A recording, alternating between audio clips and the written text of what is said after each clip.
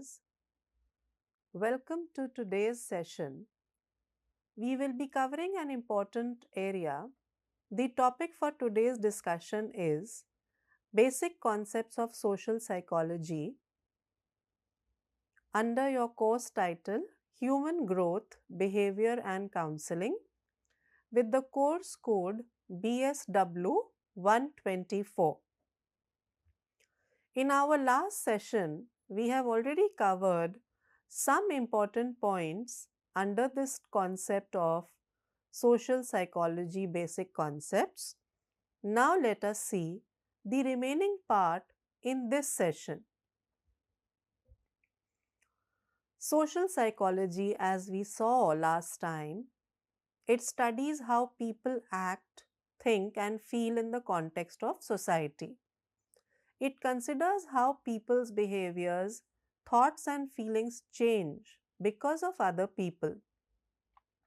Social psychologists are mainly concerned with understanding the wide range of conditions and circumstances which shape the social behavior and thought of individuals, their actions, their feelings, beliefs, memories, and influences with respect to other persons in a different social setting. Dear learners, in our last session, we saw what are some important definitions of leadership, and we also saw certain basic qualities or traits of a leader. In this discussion, we will now see what are the types of leadership. Psychologists have offered different classifications of leadership. In 1940, the social psychologist Bogardus, he has described 5 different types of leaderships. Let us see all these 5 one by one. The first group consists of what is called as a direct or an indirect leadership. A direct leader, dear learners, keeps direct contact with the group and he or she remains in touch with the members. The name direct itself suggests that he always remains in personal contact. He listens to their problems in a face-to-face situations, directly sitting across with them in a face-to-face situation. Indirect leaders, on the other hand, they influence the thoughts of followers through their propounded concepts or their theories and guidelines. Under this category, we include scientists, authors, and philosophers. So, this is the first type, direct versus indirect leadership. Coming to the second, a partisan versus a scientific leader. A partisan leader favors the group and does not accept the weakness of the group members. Politicians and religious leaders are examples of a partisan leadership. They always have seen to favor the group motive. You are all aware how the politicians in their rallies, they put forth only those points which are in the favor of the entire group, and they do not accept the weaknesses of the group members. A scientific leader appraises the group's performance critically. Scientific leader always shows critical analysis. Therefore, he discusses both the negative and positive aspects of the group's performance.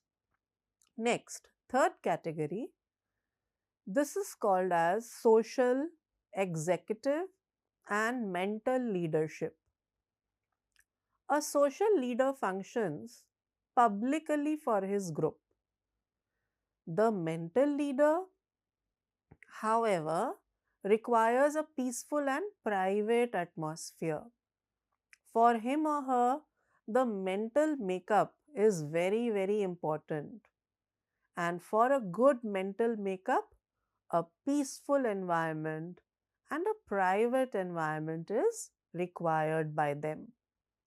For example, social workers are always put under the category of mental leaders.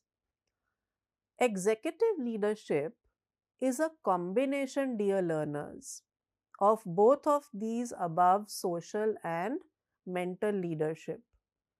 An executive leader possesses the qualities of a social worker and at the same time capability to influence the thoughts of his group.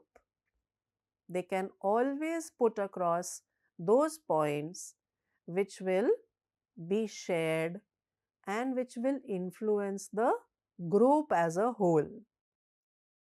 This is the quality of a executive leader. Then we come to the fourth category or the fourth type. This is a combination of autocratic versus charismatic, paternal, and democratic leader. It's a set of four different types of leaders. Let us see them one by one. An autocratic leader holds absolute power. You are all familiar. Autocratic itself means absolute power, someone who is wholly and solely responsible. This type of leader formulates plans and policies for the entire group himself. He will make the plans, he will make the policies because of his utmost position in the group. He does not require any justification for either rewarding or punishing any group member.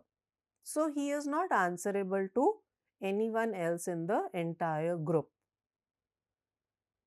As opposed to this, a charismatic leader possesses a God gifted personality or a charisma or a property by which he can have a very positive impression on all the others in his group. Her appeal, his or her appeal is emotional and he or she helps the receiver group to resolve the problem.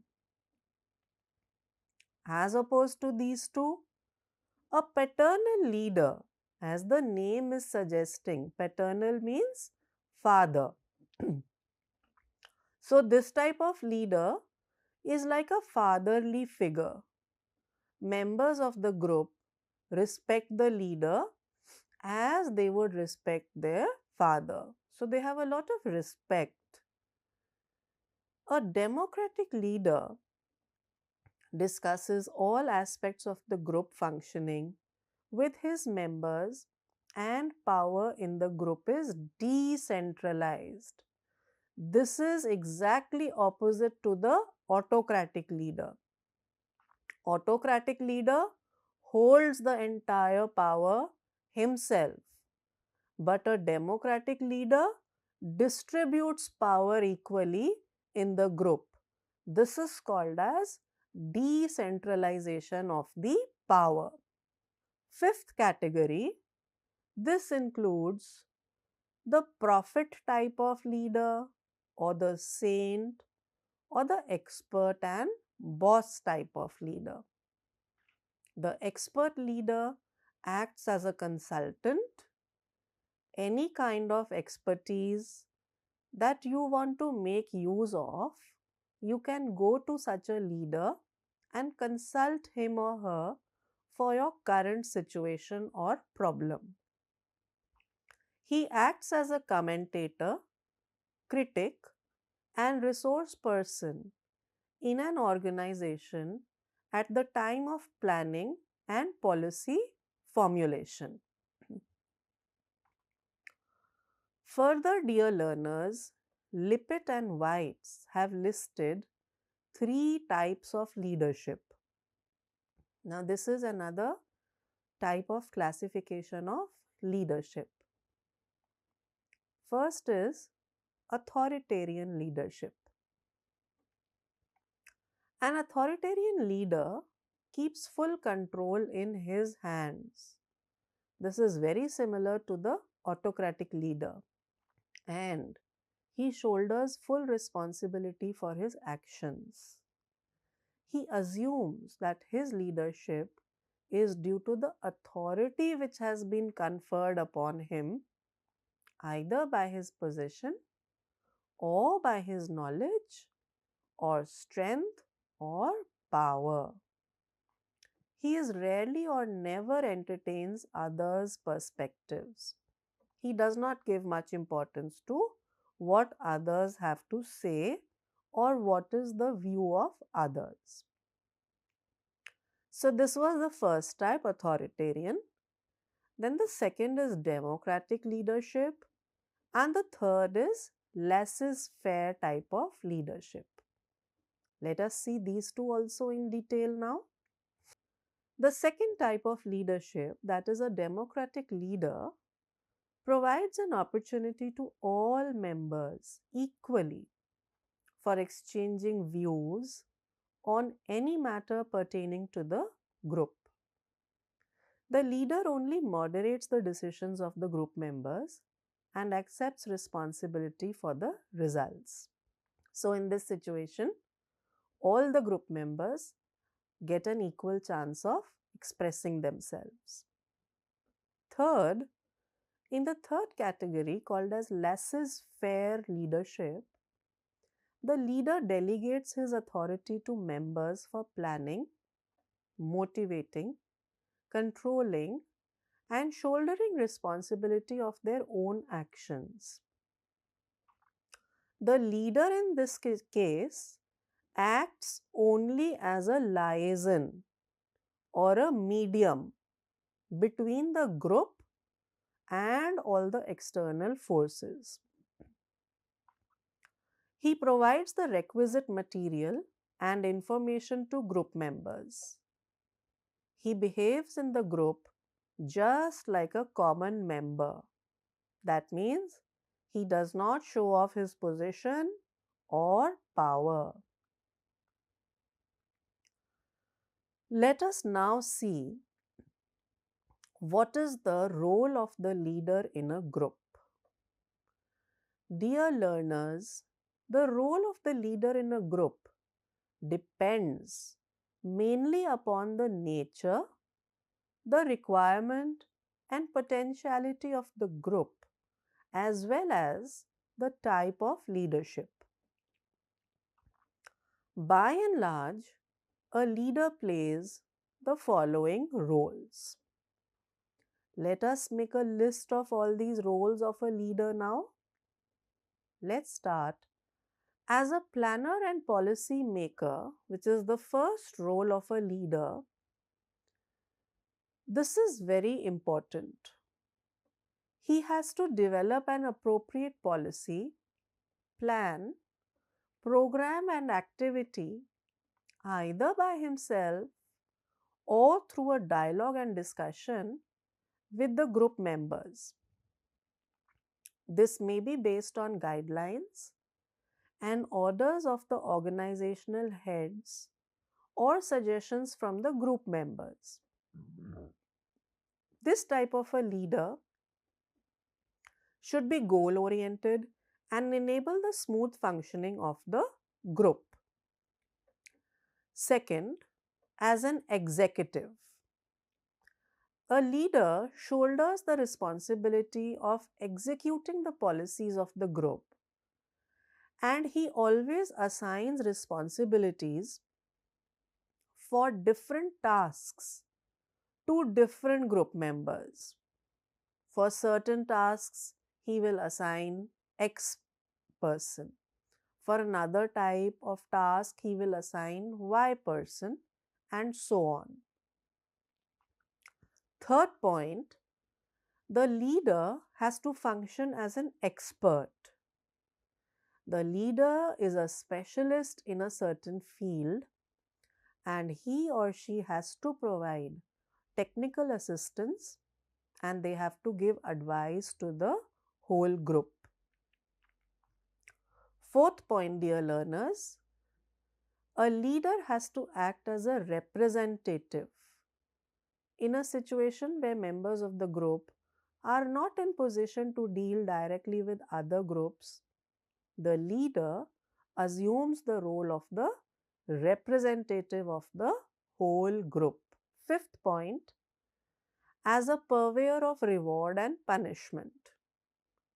A leader offers reward for desirable action, and he will give punishment for undesired behavior within the members of the group. Next, as a controller of internal relations. The group leader governs specific details of the group structure and functions as the controller of internal group relations.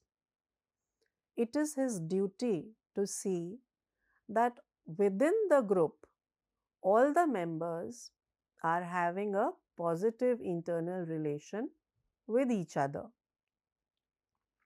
Seventh, as an arbitrator and mediator.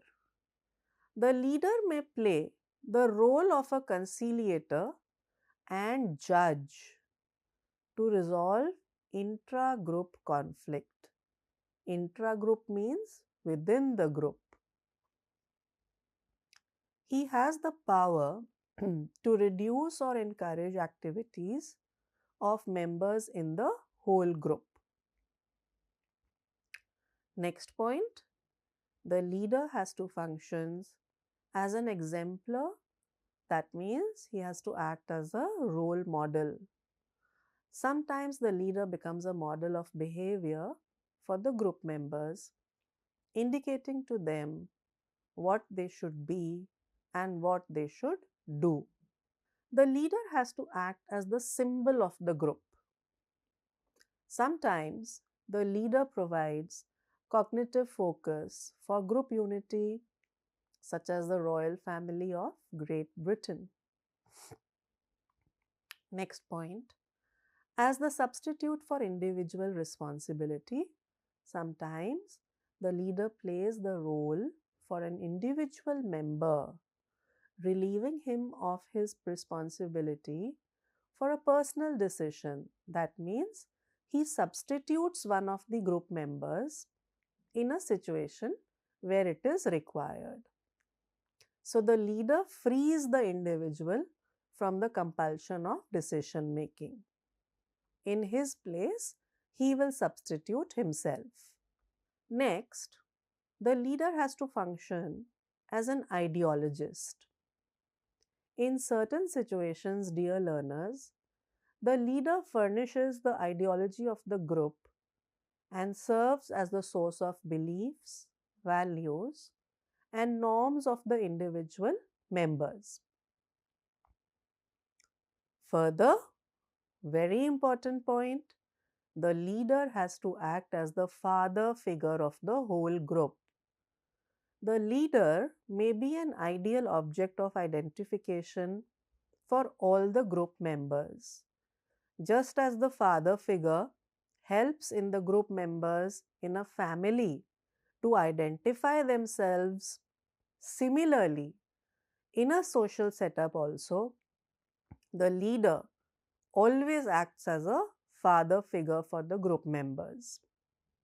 Coming to the next topic now, this is what is a crowd and what are its characteristics. We begin first by explaining what is actually a crowd. So, a crowd is a gathering of a large number of people on account of a matter of common concern. When a considerable number of individuals respond to some common object, within a limited space collectively, their presence on the whole is considered as a crowd. So, a crowd is a transitory, that means for a short duration. It's a contiguous group, it is unorganized, and it is always formed for some common interest. Now, mental unity is the essential and fundamental characteristic of a crowd. We come to the next part, that is characteristics of a crowd. Some important features of a crowd, let us see. First is gathering. In a crowd, people gather at a place in large numbers and they remain there for some time. Second, polarization, which means members of the crowd concentrate themselves on the focal point of the incident or object. Third, transitoriness, that means instability. Transitory means for a very short time. So, instability is a basic nature of a crowd. It is difficult to find out who were the members of the crowd because it's an unstable group. The crowd may remain as such for a few hours or for a few days, but not forever. Fourth, a crowd is always unorganized. It has neither any predetermined objective and nor it is pre-planned. Fifth, there is always a common emotion. So all members of the crowd share the same emotion. Sixth, mutual influence. All the individuals in a crowd they influence the behavior of each other. And because of this mutual influence, they are more receptive towards suggestions. Next, seventh feature, spatial distribution, which means the area in which the crowd is spread. This always has a limit and the crowd is always confined to a limited place. Next, mass strength. Members of the crowd feel mass strength observing huge gathering with them. In a crowd, an individual does not have his or her distinct existence and they behave according to mass behavior. Coming to the next topic, mob and mob psychology. Let's define a mob. It's a form of crowd.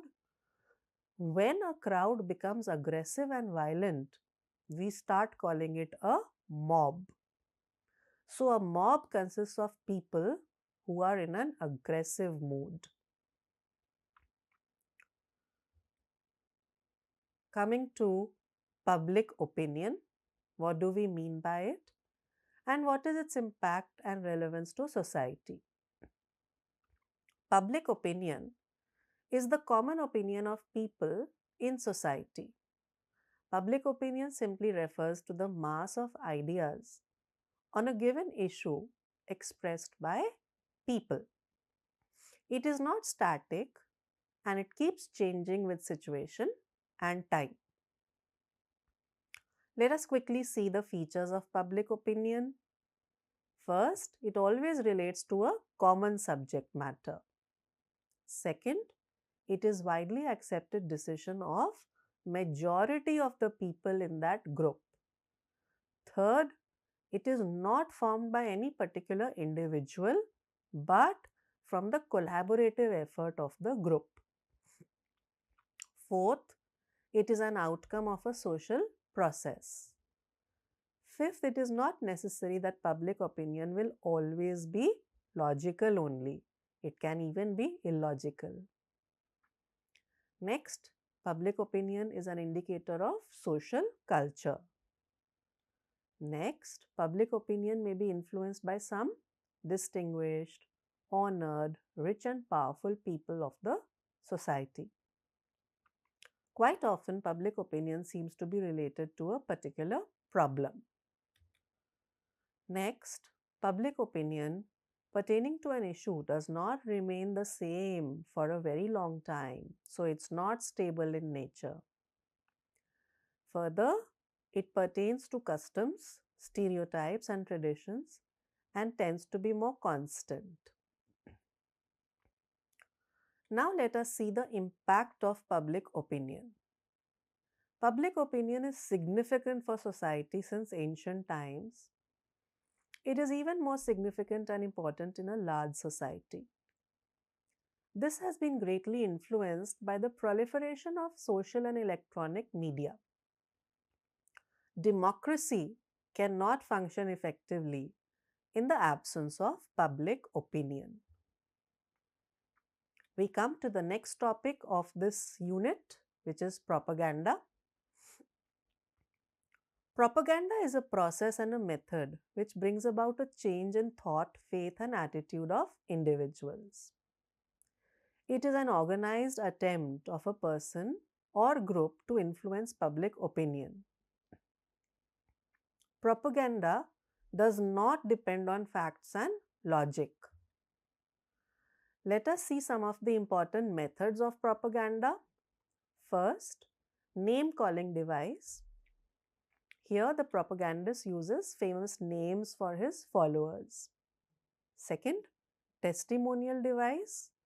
Here, names of eminent personalities are taken with associated material. Third, glittering generality device. Here, it is used by making use of justice, unity, and friendship to create a favorable emotion in the masses. Fourth, cards taking device. The propagandist in this case hides the truth and he puts false facts before the public. Fifth, plain folk device. Here, the propagandist tries to prove that he or she is also a unit of the society, just like others. Chamber of horrors device. Here, the propagandist evokes emotion of horror and creates guarantee for security of the people. Transfer device. Here, the propagandist associates his propaganda with supernatural power. Next, bandwagon device. Here, the propagandist appeals by highlighting that everybody is saying what he is saying. Now, coming to implications of propaganda. Powerful propaganda diverts people's minds from logical perception and decision making. Propaganda may make people aware of a certain view of any person or a product of some part of the establishment. Further, coming to the next subtopic, relevance and importance of social psychology for social workers. As you know, dear learners, social workers use different materials and methods of social work in various fields of practice. Sometimes social work practice aims at socio-economic development of the individual or the group. Factors responsible for a particular human behavior in a social setting, when brought to the notice of a social worker by the social psychologist, helps the social workers to plan their actions. A social worker has to always keep in mind the problem.